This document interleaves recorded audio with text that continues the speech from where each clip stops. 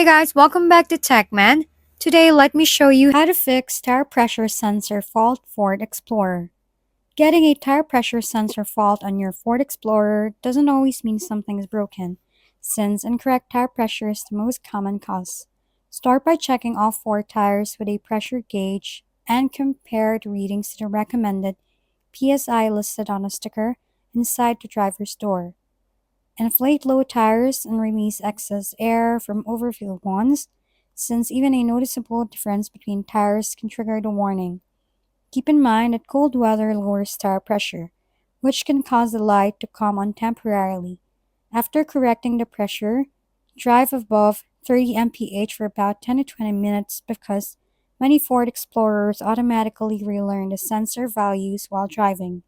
If the warning stays on, try resetting the TPMS by turning the ignition on without starting the engine, holding the TPMS reset button until the light blinks 3 times, and then starting the vehicle. If the light flashes before staying solid, one tire never updates, or the warning appears randomly, a TPMS sensor battery may have failed. These sensors typically last 5 to 10 years and usually need to be replaced at a tire shop.